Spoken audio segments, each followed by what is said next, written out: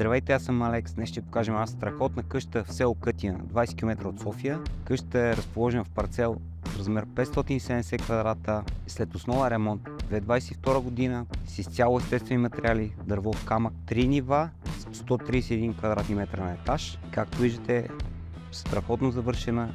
Нека започнем нашия оглед.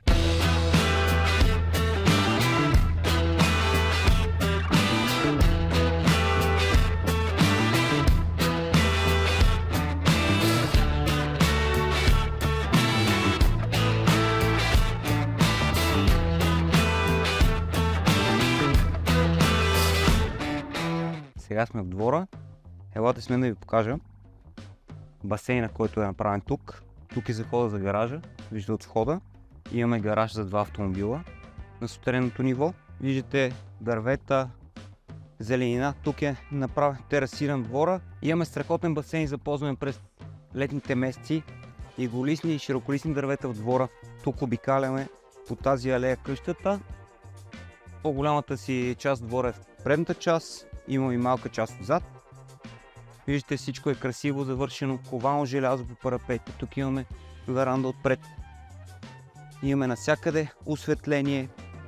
Къща е с АК-16 от миналата година и може да видите задната част на двора, подходяща за игри на децата или малко барбекю. Продължаваме през главния вход. Виждате мрамор, много красиви плочки и се качваме към входа. Нека влезем. Сега сме в антрето. Тук имаме една тоалетна за гости, голям гардероб. Влизаме навътре към дневната част, но преди това ще ви покажа кухнята, която от тази страна. Голяма просторна кухня. Насякъде имаме естествен паркет и мрамор като настилки. От миналата година, както казахме, ремонт. Тук имаме множество осветителни тела, лунички, скрито осветление, едни прекрасни стълби с ковано желязо и дърво на пода. От тук излизаме към терасата в задната част на двора. Тя е изключително голяма. Както виждате, имате пространство за абсолютно всичко. Дневната част е на 2 нива. Тук имаме голяма трапезарна маса, а в долната част имаме меката мебел, място за отдих. Тук имаме прекрасна камина, която може да се ползва през зимата. И нека слезем да ви покажа едно място, което е обособено като кабинет, може да бъде ползвано като спалня за гости или както преценим. Виждате, то гледа напред към двора на къщата. Тук имаме също врата, която ни изкарва към верандата. Много красива гледка, много е спокойно. Ние сме в края на самото село, така че има още 1-2 къщи до нас и едно прекрасно поле. Нека отидем да видим тези прекрасни детайли.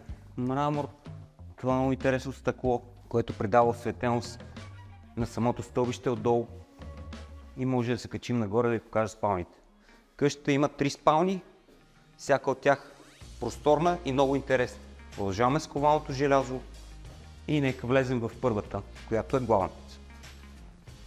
Главната спалня е с огромни размери, както виждате. Има си собствена баня. Тук имаме прекрасен огромен гардероб.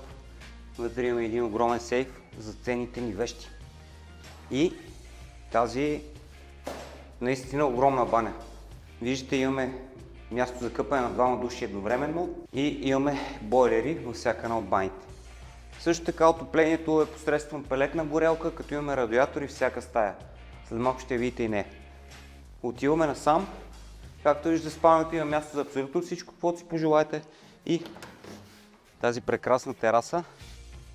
Тя обгръща половината от къщата и виждате тази страхотна гледка. Покривът е изцяло реновиран, както с фасадата и интериора миналата година. Имаме скатен покрив с керамиди, нови олуци, нови керамиди, нова мазилка, абсолютно всичко. Бързо назад да ви покажа и другите спални. Отиваме към втората спалня. Пак супер просторна. Тук имаме по-скоро като детска, седмично легло и бюро.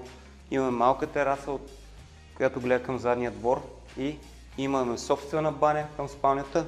Както виждате, цяло реновирана, много големи размери, имаме прозорче, което казвам всеки път е много ценно за проветрение в баните и за осветление допълнително.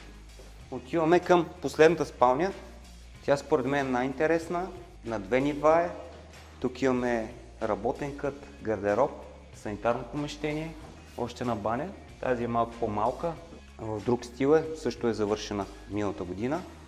И нека видим горната част, много интересно стълбище, метална конструкция с естествено дърво. Елате с мен да ви покажа къде е леглото. И тук имаме легло, горната спалната част, доста интересно пространство, подходящо за детска, младежка стая. Тук е достъпа към тавана, може да се видят градите. Така. Нека слезем надолу и видим останалата част. Сега сме в дневната и слизаме надолу към сутерена, който е доста голям и интересен, искам да ви го покажа. Виждате прекрасно извито стълбище с естествено дърво. И сега влизаме в антрето на сутерена. За жалост тока спря и е тъмно, но пак може да се види всичко. Имаме доста прозорци, които осветяват. Тук имаме едно голямо пространство, което е подходящо за механа, според мен, нали, най-подходящо. Имаме прекрасна камина, която продължава нагоре с другата, се свързва. И идеално място да прекарваме студените дни с чаша вино и пържола. Така, тук е двойният ни гараж. Надявам се виждате добре. Доста е голям. Според мен има възможности за 3 по-малки автомобила. Насам имаме складово помещение. Тук имаме още едно складово помещение. Тук е пелетната ни горелка. Доста голяма стая, в която се помещава. Имаме място и за склад, за гуми, за строителни материали и какво ли още не. И тук имаме много интересна тоалетна към сутерена. Пак е изключително голяма като всичко в тази къща. Тук имаме тоалетна, тук имаме част за душ. Тук имаме подготвена стая за сауна, така е била предвидена, не е завършена. Стените са облицовани с дърво, под което има термоизолация и остава да се довърши.